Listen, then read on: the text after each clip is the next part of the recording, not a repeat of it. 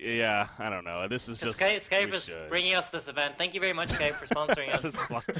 Okay, Grand let's. Finals, baby! Here we go. Okay, let's kind of reset here. Yeah, these are the grand finals. Best of 5. 1-0 lead for ECX. So this is game number 1 here, but again, they do have the advantage coming from the winner's bracket. So I just had the chance to sit down with both teams. I got Matthias, of course, from ECX. We were joined by Fuzzy Sloth of Complexity. Got to sit down quickly with them and talk about the series. Simply put, it's a big series. They understand this. They're both looking forward to it, though. They're both pretty hyped about it, no doubt. And we should have a great one here. So I'm excited that we have made it. I'm sure the fans are. I'm sure the players are. It's just great all around for competitive fun. As you probably heard there, I am joined by a couple of co-casters. I got Snooey once again and Insania coming back. So officially, welcome back, guys. And, Thank you very much. And how's it going? These are the grand finals. You ready? Yeah, and it's a berserker! It's right-clicked, it's happening! It's not happening. There's no way. No, maybe not versus the I think Parallax. Hero's super legit. Yeah. Oh no. You and Kiesi were running it in like a offensive It's so dual lane from good. time to time. Yeah, it's so good. It's like the best. When Breaky- you win like what, 1 of the 5 games? But What? just No, for we the won like. fans? Are you kidding me? We won like every game we went Berserker. I guarantee you we have at least an 87.5% win or more. Okay. Reiki was right. All these years, I. that's the secret to winning Han. You just listen to what Yeah. Reiki says on casts, and you do it. It's like I don't see any subliminal hammer stones either. messaging. Yeah. Yes! Reiki just knows these things. We're I too try to- stupid. We think he's stupid. It's just because we don't get it. What the shit? Wait, who thinks I'm stupid, Insania? No, What? but like that I you wouldn't go lacked that insight back far. in the years. Uh, I'm saying all this time, Reiki's been like 10 years ahead of all of us. Okay. Reiki's been like, why don't the competitors pick Berserker? And then we've been like, well, Reiki doesn't know. He doesn't play comp. And then now, we finally are starting to realize that this hero is amazing. And Alright. Reiki's right. Excellent point. Let's get back to the I'm draft. undefeated in competitive Han for a reason. I'll just leave it at that. And you know who you have 100% win against? Yeah, you. That would be me. Figured you'd learn by now. Yeah. Yeah. All right. Well, we got the bans now underway, the second tier of bans. So yeah, let's talk about the actual draft here of what we see. Interesting start. I mean, Hellbringer, Tundra, Magebane, Warbeast bans, Ophelia into Magmus, Parallax into Lord South Forest, and Andromeda into Oogie. But ECX busting out the Parallax here. What do we think? Snooey, we'll start with you first. This hero, once again, it's so scary just by looking at it, and especially when it suffers as 3 melee heroes now. I can though see Lords of Forest and Oogie getting Sheep 6 relatively soon into the game, so that could be a viable counter. But then there's Andromeda swap him out, and 3 melees versus an Andromeda, that's always scary as well, because it's going to take them several seconds just to keep up with that swap. So I kind of like Evil Corporation's draft so far. I think that Complexity might have overdone it just a little bit when it comes to the melee. I feel like their lanes is relatively obvious as well. Oogie in the safe lane, Lord South Forest, most likely played by What You Got, I would assume. I don't really see Fuzzyslot playing it. And then probably Magmus, or Oscar, who did an excellent job on the Magmus yesterday versus BMG, if someone might remember, winning them multiple team fights. So I disagree. Not only with that he did a great job against BMG, but also that ECX is a better draft. I think coL are in a great position here. They have, in my eyes, what's like a hard lineup to kind of push into. And when you have Ophelia, you kind of want to bring the pressure to the other team. And when it comes to South Forest, Magmus, and Oogie, those are not like really easy heroes to fight underneath their own towers. And in terms of laning, I feel like both Mag and South Forest could literally be played pretty much in any position. So coL have a lot of possibilities of picking up whatever heroes they need to just like mix up their draft and turn it into how well whatever does they South want it to Forest be. fare versus the Parallax? I guess it's relatively even, but I assume that it's this is fine. Evil I think he can Corporation. farm. This is an offensive tri-lane, by the way. I'm pretty convinced from Evil Corporation. Andromeda, Ophelia, plus 1 more. The Sia defensive jungler from the side of Complexity. They're just going to bring it all out pressure. I'm That's not. my I'm take on not. it, I'm at not. least. I'm not so convinced. I just feel like, sure, But Andromeda it corrupted could be a disciple. it could be a long lane Yeah. tri lane.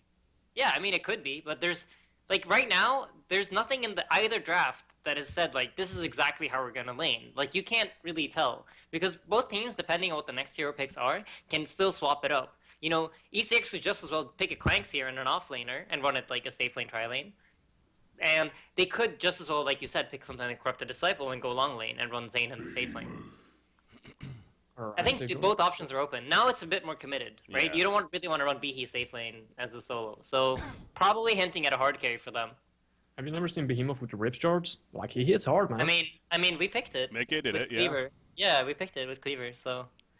No, but you're probably right. I mean, this is, after all, the Grand Finals, Sparta, Thailand on the stake. Like, these teams are probably going to play it relatively safe. You know, There's the Moira. this is a hero that we have not seen yet, I feel like, against Parallax, and it makes a lot of sense, right? Because the Mana Sender essentially removes Earthshatter from Parallax, because he doesn't have mana. He's out of mana at that point, so it turns off, I would assume, at least.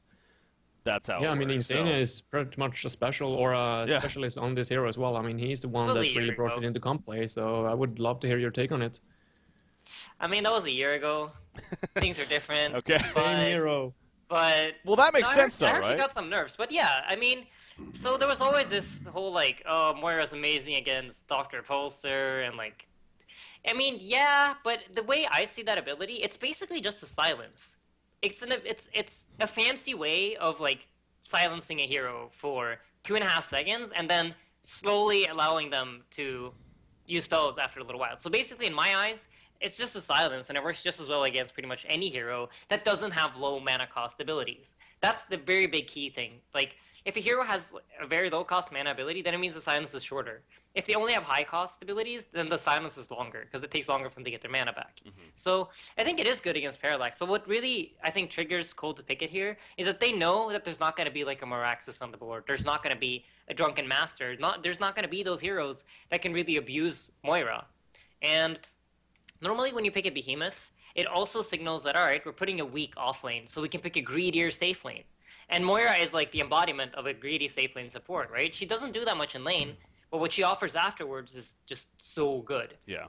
And I think that's mainly the two main reasons for coL picking it here. And I think it's a good pick. I like what coL are doing here, but the last pick is going to be very important. Really? I like I don't know. I mean, we have different side of opinions here. Like, because I'm so stuck on Evil Corporation, I just think that they got a better side of the draft here. It's going to be so interesting to see how the lanes actually shape up here. They got so many different options, both sides. I think the big, like, I know City wasn't on with us the cast that first series, but I think, you know, we found a lot of, you know, Mint was such as that Mint, maybe they weren't drafted necessarily the strongest, whatever. I think both sides, I mean, definitely have their strengths, and there's none of this glaring, obvious, like, one out drafting. So Deadwood is the final pick, so they get that physical presence now, at least, and a lot of upfront burst here, but what do we think of the Deadwood? Beats me. I think this game is gonna, the way they set up their lanes is gonna determine which team has a better draft. Honestly, Okay. I think both drafts, like you said, they have things going for themselves, and this is it shows, like, you know, there's two good drafters. They're recognizing, all right, this team has, like, the Legion side has certain things going for themselves, and we have other things going for ourselves, and how these two match up, it's gonna be hard to predict. But in games like these, where there is not a clear, like, draft advantage, the lane setup and rune control, in my opinion, become the two most important things. So I expect a lot of like fights around the runes. Hopefully both teams are going to make a good job of trying to protect them. Knowing Tankafit, he's going to be on that bottom rune every time. So I'm interested to see what Oscar does about that, if he's going to try to leave his lane more and go for those runes that he kind of does a lot of the time, or if he's not going to do it. So I just think rune control is so key for this early game. Yeah. I love these words, by the way, placed by Nair. Like, just covering that very viable spot just allows Magnus literally to be completely shut down. And compared to yesterday's games where they had a Wild Soul pulling for him, that's not the case here. So Oscar, yeah, as Sidney said, saying, like, he's probably going to be forced to simply cover runes and to be an annoyance for the mid lane. We've been seeing Nier do this. I know, you know, Bunny Lover is kind of the notorious player that does it like a lot of the games for Mint, but I feel like Nier's kind of been doing this more and more lately for ECX with the whole porting in and putting that ward of sight down as soon as possible. Who was it that did that way back, like a year ago? Like that really smart support player guy. Darth Lapped, I think, comes to mind, yeah. He wasn't around at that time. I don't think he was around. Must have been a name Yeah, change. no, but I think this is especially in these games, right? So when there's a lot at stake, you don't want to take the risks. You don't want to take the unnecessary risks. So you just TP down there, get that word up, make sure that he doesn't get what he needs. But in this game, what makes this super huge is that he's already removed Oscar's ward. Oscar warded here, and they already found it with the counter ward because Nier TP down and spotted the ward out. Like, he saw him run in and saw how far, like, how many seconds it took before he saw the Magnus again, and by that logic, they could guess where the ward was. And this is a really huge start for ECX. They're playing with double the amount of vision, basically. Yeah. Yeah, you got to wonder how much is that them seeing him and also, just research in general, like knowing where the comfortable wards are of the human complexity in this case. Immobile playing the mid as well, worth noticing. With the Madman. Oh, yeah. How about that? Okay, so yeah, the lanes we have now, so I know in San Diego you're bringing up the point of the kind of lanes are going to help determine what the draft really tells us. So what do you take from this now? I mean, me personally, I think I like the way coL set this up. I feel like Complexity have set up in a way that they're gonna do good in multiple lanes. Fuzzy Sloth is playing this mid lane very smart, making sure that he can deny as many creeps as possible, not allowing Imboboy to just push out the wave. So, like, Deadwood versus Madman, I think Deadwood's gonna be farming. Top lane, Ogi's getting free farm. Oh, bottom, Mag is in a lot of trouble. Bloodlust, one more auto attack. Oh, it's just not enough to regen. Okay, he barely lives. Oh, no. And he runs down. Get killed by the neutrals, yeah. Oh, wow. Up at the top lane, though, there's an action going up over there as well. Love, no, he's not gonna fall, but he took a fair amount of beating there. He's gonna take some good He's in trouble. damage. Yeah, the creep wave, not enough, though. Okay, he's fine. Wow, though. I mean, Magnus, he made a couple of pretty clutch plays there at the timing to survive, so. Well, no bloodlust. Great. But like I said, I think this is a good lane setup for coL. I think in this game, the pressure is on ECX. If coL can hit critical mass, they can just group up and go as 5. I really feel like the damage advantage is in their favor. Like, their lineup is able to tank the amount of damage that the Legion can output. So, I think this is a good setup if you're Complexity. I think they're very happy with what it's looking like right now. However, I'm not really sure that I agree with how Moira's playing out this top lane. I would like to see him pull a lot more and utilize the fact that, when he hits level 2 3, he's basically a presence mid at the same time as he's top. Instead of trying to shut down the Behemoth's experience so hard now in the early levels. So, I don't like Moira not getting levels like this. Yeah, same with Magnus. He's still stuck in level 1. They are doing a good job recovering the runes, though. Denying Madman that first bottle, or first that rune, is a big deal. Seeing as he rushed the bottle, he got pulled region in the start, just so that he was going to be able to get the bottle fast as possible. How's he doing here? 13-1 against a 16-3 Deadwood. So, of course, Deadwood with that log, pretty tough to win against the lane. So, but Madman's keeping his own, though. You mentioned the bottle. Now it doesn't have the regen anymore, so a little bit more of an issue. But overall, doing decent. Almost if Magnus is just sitting behind him in the mid, I almost think that if they hit the grasp, that could be potentially a kill. And it looks like he's heading over right now, so Madman need to be careful here. There he comes. Kinda. Nope, now he's falling back. Well, it is quite difficult to actually hit a grasp on a stalking Madman. True. So. Oh wow, he's out of mana now though. This might be the opportunity. If he would have thrown the logger right there and then grasped it up, I don't think Madman would have been able to follow it or to avoid it. I think Magnus just wasn't in position. He was way too far back, but this is a great word from Nier, and Slap can confirm this. I know he was casting it earlier, but I literally told Slap, literally every game, place a counter ward here, exactly where Nier has a ward. Because it's so common that people ward there, and it covers a lot of Magnus's rotations. Imboboy now knows that he's here, so he's like, alright, well, okay, I'm just gonna go home, regen up my bottle. Mag is wasting time, so it's no big deal that I'm not getting too much. Zane rotates over mid, gets some experience, while Fuzzy goes for the top rune. So this ward having huge impact now, and good job by Oscar securing the second rune. This is really telling of this game. So coL have got 4 runes this game so far. This is a really good sign for them, and I am sure they feel this too. Like, alright, we got the rune control, we're winning this. Well, something we're getting to see here that honestly we do not see a lot. Again, Slosky is this name that comes to mind when you think Parallax as far as a player in the hero combination. Now, by the way, as actually bottom lane, yeah, there's the Comet stun and the follow-up. Is it enough? It sure is. Matthias gets credit for that Bloodlust kill. And that's even more to my point now. We're seeing this free farming Parallax that now just got the Bloodlust kill.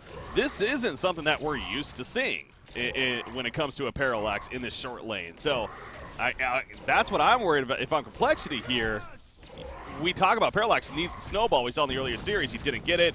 He frankly just did not do anything that game as a result.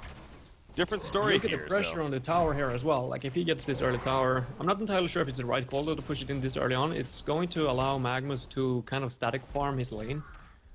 Okay, actually there is a tri-stack already going on in the Legion 4, so Yeah. they are able to pull the back or pull the lane back if necessary. There's a DD on the Deadwood in the mid as well, and he got level 6, so Madman needs to be really careful here. Yeah, I think the key thing is like to recognize the win conditions for these teams. For Complexity right now, it's to try to slow down the game pace and make sure it goes slowly. Get the runes so that no kills happen, so that we can get RD big enough. Whereas I feel for ECX, the goal is, you know, let's get some towers, get a good lead, and then play from ahead. Because if we can play from ahead, our lineup is very strong. And getting these early towers is the best way of getting ahead. And they even have an Ophelia for it, so only applying this much pressure to this bottom tower I think is huge. The sooner they can get the tower, the better. DD activated in the mid. Oh, He got the reward as well. Oh yeah. my gosh. man, that was risky because if he launches a Willowmaker out right there, possibly turn for the kill. But now Ophelia's coming over, and definitely not going to be the case. He actually tried for a Rotten Grass just prior to that, but slightly missed it. So in the end, Madman is going to be fine there. Regen runes, speaking of that control, again in favor of Complexity. Magnus actually just picks it up before anyone else can. And walks away with it. And what you got on top of the top rune, so really good rune control from them. I'm interested to see what Complexity wants to do now, because normally when you play against this kind of an Ophelia lineup, there's always a question of when do we say no, you can't have any more towers. And usually you tend to give up this first tower simply because it's too hard to defend. You don't have the resources that you need to do it, or it just costs too much. It's too expensive to TP down there and try to hold it off. So either it's usually the tier 2 bottom, or you try to defend the tier 1 mid. So I'm expecting a team fight in the next upcoming like 3 to 4 minutes. I'm really surprised though, Tank Effect does not have a lot of farm. Was any of his camps blocked? I don't think they were. I don't think so. Yeah, now thinking back, they even counter were the one where the set that was down here for the vision. Oh, Madman might be in trouble here. They finally land the Rotten Grass. Dust comes out. The Willowmaker. Oh, it got stopped! Oh. Madman survives because of that. How long will he survive is the question. Behemoth's doing everything he can. Oh my gosh, Emma Boy's going to live. The clutch timing by his brother right there, and Zane to hit that fissure. That's only something Twins can have. No one else. I'm telling you, a well-oiled German machine. You know how many times they played that in practice mode? Last night, before they were preparing for today, they were like, okay, guys. Yeah, Oogie's in trouble. Yeah, it's going to be a fissure, block. He's locked in. Yeah, he's not getting out of this, I don't think. Yeah, he can't get through that little hole right there, and despite the Primal Surge, it's still not enough. So, nice play. Again, Zane coming through at the top lane now. Big kill on Oogie. That's such a massive kill. That is so big. Like, in this game, it's like basically going to be Oogie against the world later on, and just like Oogie with a bunch of team support, but any kill on him this early on is so big for ECX. They're now in a great position. Like, I feel like Ophelia has just hit 7, probably going to start rotating down towards bottom and securing that first tower kill. I love the situation that they're in. Phase boots on Deadwood. What do you guys think about that? Ghost Marchers, yeah. Yeah, sorry. Oh, good. I mean, is that not the? I guess the obvious of a Steam Boots to get the stats and assisting for the using all the abilities there. So just the harder hitting for the last hits, which arguably is not necessary. So yeah. It sounds like that you don't agree with it though. No, I mean Swindle was even in the chat, so like if he was here, I'm pretty sure we'd hear some Steamboot Vestments comments right now. Okay. And yeah, I don't know. I just don't see the reasoning for it. I'm kind of like what he might be thinking. Kind of the deal. It feels more like a TMM build where you just want to get really far ahead. Like if you're really far ahead and you get to go as much as at like a level 2, level 3, those kind of situations when you get a first blood, then probably you can use it to snowball. But in this game, like especially as we pointed out, as Complexity wants to aim for the later stages of the game, I don't see why you would want to go for an offensive item like that. They do have a lot of burst damage as well on the Legion side, so feels unnecessary. Here we go. Oh, they're collapsing middle lane, and sure enough, Deadwood, Steam Boots wouldn't be surviving there necessarily, but still. Goes down there, this easy collapse onto him from really all sides, it felt like. So good job by Tank Effect right there, helping lead in the charge. And now Tank Effect's farm has actually increased quite a bit. He's up to 320 now, coming out for that kill there, so can be fairly happy. Oh, bot lane. Lots of ports in, but they are going to fail with the Magnus stun, I think. Yeah, Parallax gets through. And the illusion even being silenced now, so nothing he can do. Parallax gets away. Parallax, by the way, I mean, he's almost got his icon. I know he's still on red boots, but again, this goes back to him free farming essentially down here. And now 414 GPM. Nice deny in the tower, by the way. Yeah, and great vision here from the air. Like, they've already set up for this. He has a ward next to the Ancients. I expect them to take this fight. They have an Ophelia. They should be able to, like, both take probably a hero kill here. Oh, mid lane. Grasp attempt. A lot of people incoming right there, but it's tricky. I mean, Evil Corporation definitely had a plan in mind, at least when they put a Madman in the mid. I guess this is the reason for why. I just feel like I'm watching, like I said last night, the Empire with this. They just have everything thought out, and Complexity are like, it's almost like they've been baited into this position. I think this is probably exactly what. Oh, look at here, by the way, in trouble. He is Yeah. going to fall unless he swaps out and sacrifices one of his teammates. Some kind of swap, maybe with another guy. Okay, he's gonna get the armor at least, but it doesn't matter. Too much damage there, the magic damage especially. Just obviously he doesn't care about that armor, so he goes down. So nice catch there. Ophelia charging up with the minions meanwhile. Now Lord Salforus, he will have to get away, but he's leaving a lot of Madman agents is going to behind. find someone in mid. Oh yeah, Madman, double damage root. He's going to avoid the Rotten Grasp as well. Gets the kill on a Moira, and he's still hiking through it. Deadwood wants to get this Falcon Punch off, but now Parallax being here, that's an issue. He does not have an Earth Shatter, actually, but might not need the Fulcrum Shift more than enough with the Ionic Dash. And Deadwood turns into those logs, so. Boy is so freaking good at this game, it's ridiculous. Like, him sidestepping, like just going balls to the wall, right into a Deadwood and a Moira. Normally two heroes that you would be pretty afraid of, but he's just like, nope, I got this. One-shotting the Moira, more or less, sidestepping the grasp and be like, yeah, come on team, where are you? I'm waiting for you over here. More kills to gain. Very good at using his mobility. I mean, again, Clanks is that hero that he's notorious for playing for a while there. And that was one of the biggest strengths, of course, Andromeda that mobility of again. flying through the cliffs. As Andromeda, that's a trap. Okay, well, they'll be satisfied with that kill at least. The amount of Star Wars references right now. But yeah, no, Andrew runs into trouble. I still think like this is probably exactly what ECX wanted. This is the advantage that they had. Like if they bring this early aggression before Complexity finish up their items, they are stronger. And I feel like they're doing a great job. Man, I think Hey, did yeah, it this time. you're sitting here No, praising he's him, fine, a he's boy, fine. but He's fine, boys. he's actually fine. Oh my gosh. Oh yeah, dude. Even I knew he was fine. Did he disjoint the Moira stun? I think he did. I think that's I what think actually so. a lot, because I don't think he actually got stunned by that, and I actually want to get the replay to double check. I mean, on that. Willowmaker wasn't used at least. Yeah. It was on cooldown. It was on cooldown. Oh, really? Okay, Yeah. that explains it. Yeah. That Yeah. I thought it was a little bit odd. I just felt like he was fine. I even think even if the Moira stun didn't hit, even if it did hit, I think he was fine. There was no sentries or dust. No, if the Thank Moira hits, if the Moira. No, hits, I think he was definitely fine. dead. I think he was fine. What? He's If going it for a good didn't X-Pass hit, like I'm not that. sure if it did. In the mid lane. Yeah. I mean, he's so farmed. I think it's fine. Like, this is basically him saying, all right, if we're not gonna push and you guys are just gonna farm, then we might as well just farm just faster than you. And I don't necessarily agree with it. I think they should have just brought it to Complexity right now. They have the advantage. Like, there's not really much going for Complexity in terms of items right now. They have the Ophelia heals. They have the Ophelia creep army. They finished They up got the Icon. icon. Yeah. So like I don't know what the next step would be. Do they just want to play the slow-paced ganky game? They're afraid of taking the fights to Complexity. Seems that way. I'm not really sure what it could be, but ECX, I mean, they are the safer team. I bring this up a lot, but they really are. They don't like slamming their heads into fights that they're not sure that they can go out cleanly from. Rather just find that gank because they're so good at it. So yeah, looks like that's what they're gonna Waiting do for probably. cool keys. I mean, Deadwood and Magnus. I mean, they are going to get it, and then it's going to be really scary to push in. I mean, you probably need shrunken heads before you can even contest secondary towers, if that's the case, if they actually reach those pull keys. So a little bit questionable, especially seeing as he Parallax went for that icon. Moira smoking them, let him get a ward. No, it's fine.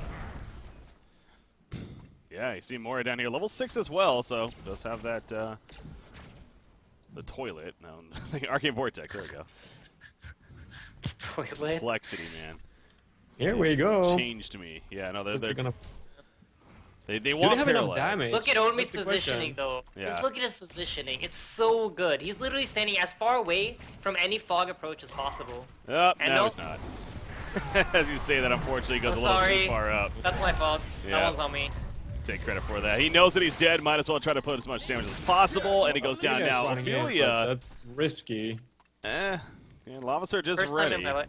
Okay. Yeah, first time in my life I don't see 5 TPs coming out from ECX, but it looks like they're gonna try to go for a mid lane tower instead. And they're probably gonna get it. Ando's here with the swap. This is risky if they go for it. The fissure block. You see the Madman running away now. Moira does catch Behemoth. I don't. Ophelia is incoming from the side as well. Oh, Angel's even going to swap out just in case. But yeah, Ophelia's coming in. Does have the Ophelia's touch as well still. Deadwood getting locked down by Ophelia. The other team following a big shockwave from Behemoth. So many creeps right there as well. You can tell the damage. But it does get the kill onto Deadwood in the end. So the rest staying alive. However, for ECX, they also stay alive. So A lot of Shockwave- hesitation right there. Nobody really wants to take the step. Yeah. Nobody wants to overcommit. Complexity, I guess they are fine with that. They did defend the tower after all.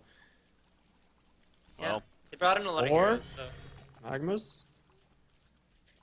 Never mind, they didn't defend the tower. Nope, they're going to lose it. Down it goes. And that's a Rune Cleaver now for Madman, by the way. That's coming out here, so. As a very key item, of course. Fantastic on Madman. You know, kind of gets that extra benefit, the synergy of his skill set there. In the team fight, it's actually pretty huge having that Rune Cleaver. As well as the farming tool that it brings.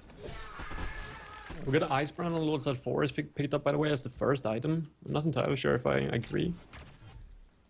I guess it's good for survivability, but You know, we talked with a little bit with Zlapt last game about that, and yeah, his preference, maybe game to game, but he does like the idea of the portal key, the tablet for mobility, and then, you know, eventually things like the sheep stick. And the Frosted Skull, though, he did bring up as something that potentially is good too. And honestly, we haven't seen Frosted Skull as the priority item in a lot of cases. Ever since that change, it seems like it's, I guess, the idea that he chases people down pretty effectively.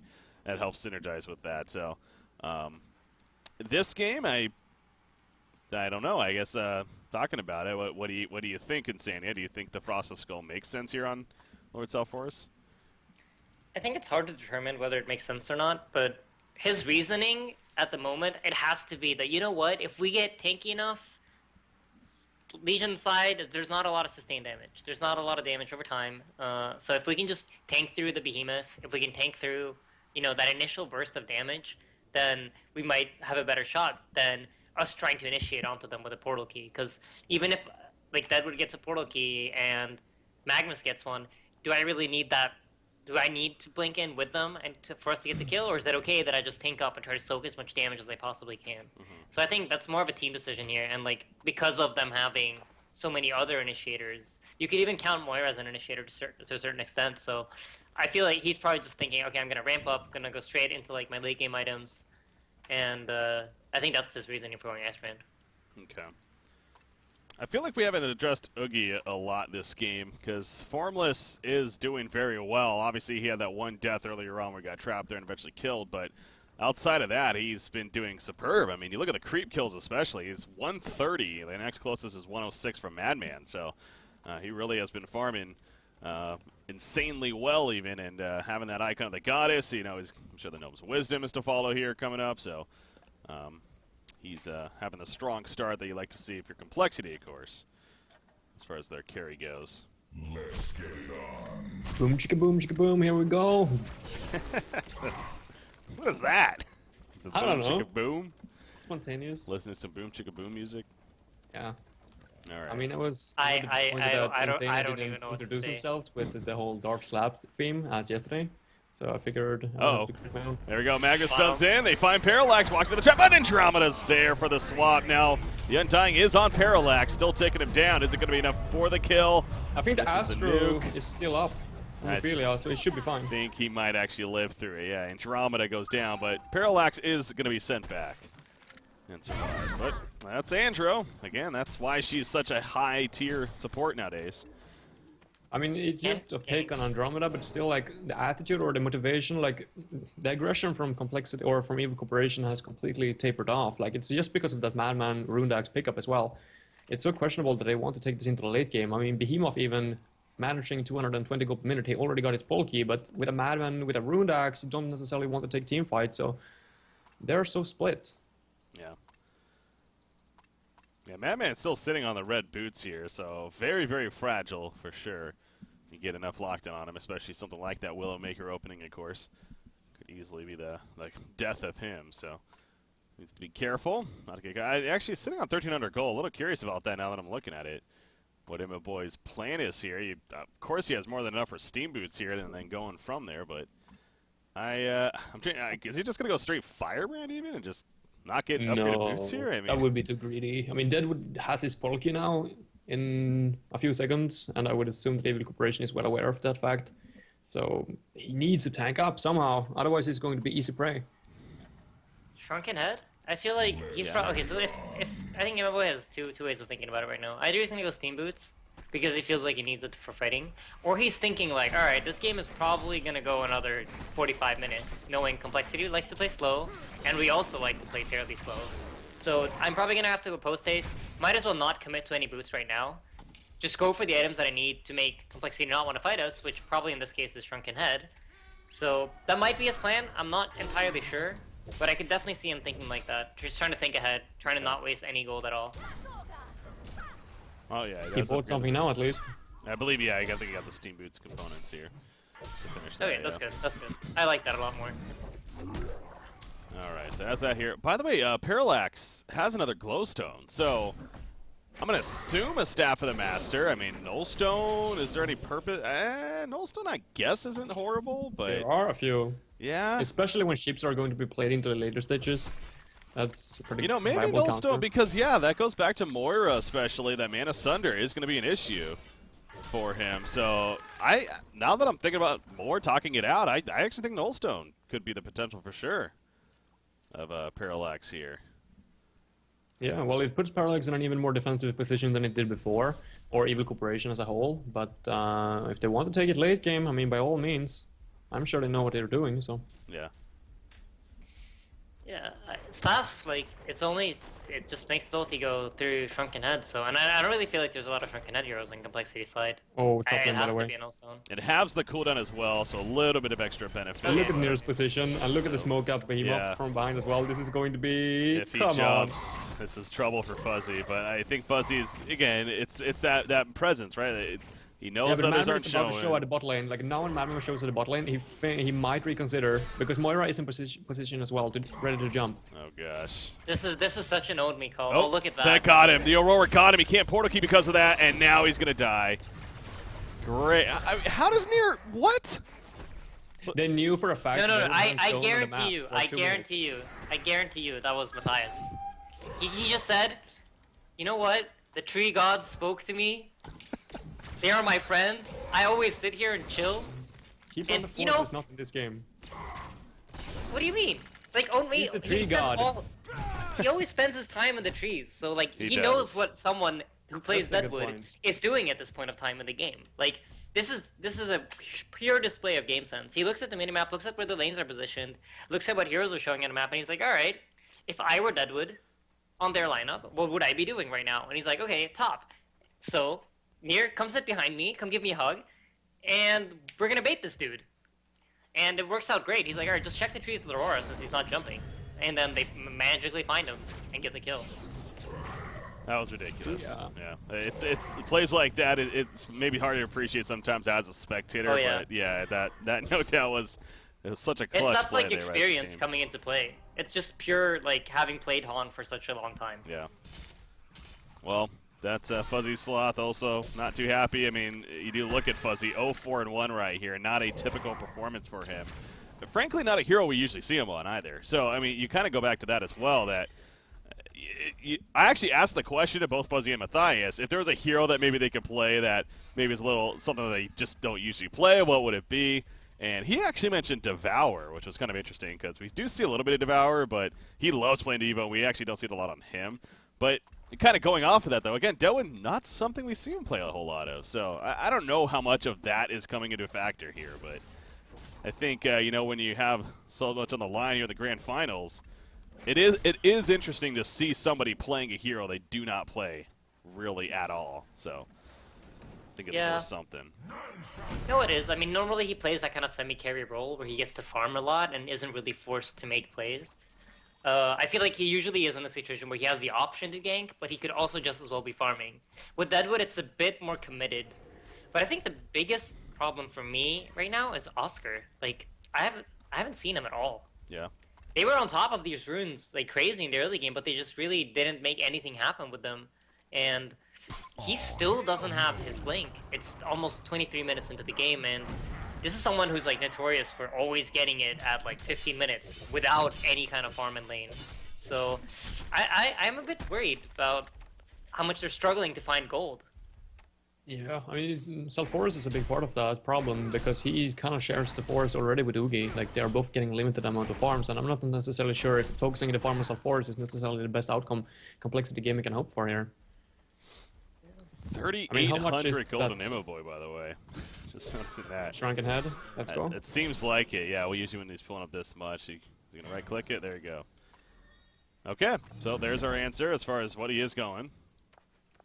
I think that the Nullstone might potentially fly out to Matthias as well. I feel like he should have something more than the Glowstone that we were talking about for several minutes ago. Yeah, he did get the post-haste, but... Exactly.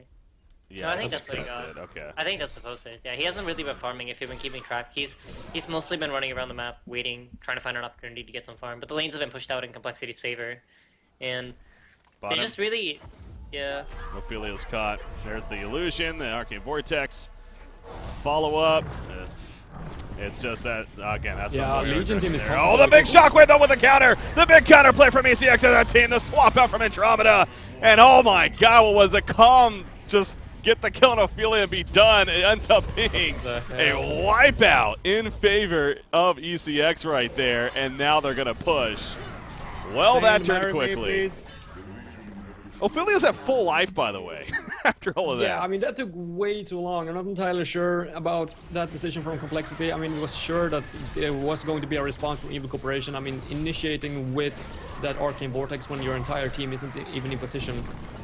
Questionable indeed. This is probably game-changing. Yeah, that was a game-changing fight, for sure. That's one of those, that's where the game really went in ECX's favorite fights. And this is going to be a melee Rax. It definitely is. Will it be more is the question. Oogie pops a Primal Surge, but nice silencing from Parallax. And now he's running out of there with the Ionic Dash. So Madman... What the hell happened with Madman's sandbag, by the way? How did he disjointed it with the arrow, I think. Yeah. Oh, Parallax, by the way. He gets got. Okay. So they do get something out of it in the long run there. Take him out. Yeah. But damage But that's done. grim. That's grim. As a Moira enthusiast, I have to say, that is not how you use the ultimate. I've seen this a lot of times where people try to set up a team fight with the Moira ultimate, and this works fine when you're ahead. When you're ahead and you're the team hunting, and the other team is like spread out across the map, that's a great play. But when he went bottom and used the ultimate on the Ophelia, there was literally 0 heroes showing. Top lane was pushed in, and mid lane was semi-pushed in as well. And he sets it up with the Ophelia ultimate. This only gives the other team time to compose themselves before the fight and start discussing how do we want to use their abilities. And I think a huge problem there was that I think Tenkafet would have kept farming. They could have waited for Magnus to get there and just stun. And then they probably would have been able to get the pick off and get out in time. But by giving them another bonus 4 seconds to move into position, they set that fight up perfectly for ECX. And they did not expect them to be there. And just got completely destroyed by the Behemoth ult. Yeah, it's a second shockwave that we've I don't know if it's the avatar, maybe it is. Something about these shockwaves just look bigger. So maybe it is just that, but still, it's been seeming like he's landed some big ones. That, no doubt, was a big one from Zane, using the portal key there to do so. He's got the portal key now with the tablet. Obviously, the item progression continues now more so in favor of ECX here. You see Brutalizer in the works now for Madman, would be my guess at least. The branded saber, of course. But that doesn't make anything else. It makes a Savage Mace. Okay. Yeah, probably Brutalizer. Ah, Brutalizer. Yeah. It's too valuable in Madman to pass up. He really needs something to allow him to stay on target, and Brutalizer is the best item for that, like for its item cost. So. How do you play this one out, by the way, of your complexity? Do you really feel confident enough to defend this tier 2 tower? I would almost say that defending base is a better option at this point, especially since Magnus is only level 10. So, I think it's kind of hard to decide, especially when you have something like a Magnus on your team that needs to channel before he goes in. Fighting at base, really. Oh god, deja vu. Again? This is deja vu right here. Don't commit. Yeah. Okay, they will fall back. I was about to say, are you kidding me? Double damage, by the way, on Madman too. So yeah, that you do not want to fight. And the Brutalizer finished. See, he has a DD invis. You know, if this was any other player, that would be like a region ruin illusion. But nope, not for Imba Boy. I'm just kidding. But yeah, no, I think for complexity, it's about like fighting at a tier 2, especially top tower. It gives Magnus a lot of places where he could potentially jump from. especially using the Deadwood for clear cutting. Whereas in base, there's really only like 2 spots that you can jump from where you're in fog, so makes it more obvious. But this game is definitely ECX's to lose. I think they're in a fantastic position now. They're so far ahead, and just Complexity weren't able to hit that point where they're so farmed that the lack of damage on the Legion side doesn't matter. And they've just been giving Behemoth way too good ultimates in the fights. Pretty sure a double damage Madman is arguably the fastest Kongor killing hero in the game. As far as just having the same items as anyone else, I mean, he just melts Kongor by himself. So, you know, someone in chat is gonna give you flack for that. Oh yeah, no, there will be. Come on, Breaky, it's obviously Gladiator. Obviously, this other hero. Yeah. How can you not think of that? Come on, guys. Come on. Yeah. No, but I agree with you. Madman's probably one of the absolute fastest when it comes to killing Kong. Yeah, again, same items as everyone else, then yeah, I think he's definitely on that. Now, Oogie does have a Jade Spire. He does this, you know, makes a Jade Spire, then splits that up into a Sheep Stick eventually. But it's nice to have in the meantime here before that happens. But actually, speaking of Oogie, I mean, I guess we really haven't had a lot of fights this game. It has been a pretty passive game for the most part, but I just feel like Zane's been just saying no. Like, okay, Oogie's like, hello, and Zane's like, nah, don't bring that here. Blocking them out, yeah. With another potential fight coming out here at the top lane. Skeleton King's going to scout in front. Yeah, and this is what I mean. Like, they have the advantage of positioning when they fight for this tier 2. They can jump from fog, jump into the back line. I mean, they're going to wait for the team to show. They're going to wait for the team to show, I'm fairly sure. Oh, Tanka, you brave. Yeah, I mean, there's no reason really to bring on the eruption for Madman with the Token of Life. I think they're looking for the Parallax now. They have this ward set down, and if they can find Behemoth, this is huge. He's probably gonna start channeling at any moment now. They see the Behemoth now. Oh, yeah, there we go. There's the Deadwood jump on a Behemoth. The Shockwave still goes off to the Eruption, but he's still alive! Earthshatter, meanwhile, is up from Parallax. He does get caught in the Arcane Vortex, though, from Moira. Andromeda will go down. You do see Oogie trying to do work. Primal Surge, but look at the Soul Stone. Earthshatter comes in, as well as Madman with the auto attacks. However, the heals are a little bit too much. Oogie staying alive. Of course, he's lost a couple teammates. He's trying to run, you could tell. And now Madman actually getting low, but they do take out Oogie. Madman has a token. He's basically saying, kill me at this point anyways, as they pick off Moira. A quad kill, and that's a GG well played. It will be ECX taking game number 1 here in this best of 5 series. A close fight there at the end.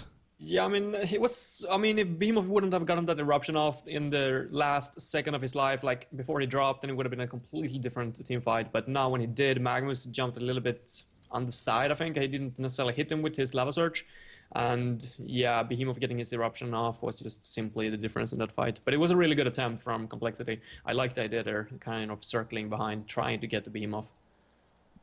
Insania, what do you think? I don't like bashing around the same guy too much, but Magnus blinked in and only stunned Andrew when he had like a 3-man. In my eyes, I was just seeing the 3-man stun go straight through Behemoth. He doesn't get his ultimate off. Instead, he blinks in, only stuns the Andrew, doesn't even kill him. And it was like, oh, my heart just broke there for Complexity. I was like, oh, if that stun landed, that could have been such a great fight. But yeah, unfortunately, it doesn't. I just feel like they never managed to get to that point where they were so strong. And the saying used to be, can't tax the hacks, but Imba Boy, I don't know. He's so farmed. He was so far ahead of the Oogie. And I really think this game, the only way I saw them winning this was by being really far ahead. And they made sure that they were, and they picked the heroes that they felt they needed in order to be there. So they didn't camp any runes. They did nothing of what I said, and they still won. So mad props to ECX. I think they played that very, very well. And in my opinion, this was an outplay. Like, they just played, they were the better team in terms of play. So let's hope Complexity can regroup and play better with maybe a different style of draft. This is tough. Because now you're Complexity, now you're down 2-0. You need to win 3 in a row to win the series, obviously. So we have been in this position before. You know, the previous season we had this format where there was a 1-game advantage going to the finals, and something we'd always talk about was, in these cases, if you're the team that's down 2-0, simply put, you just take 1 game at a time. Don't think about you have 3 games ahead of you that you have to win in a row. Just think 1 game at a time, because it is that grind right there. Now, that's easy to say.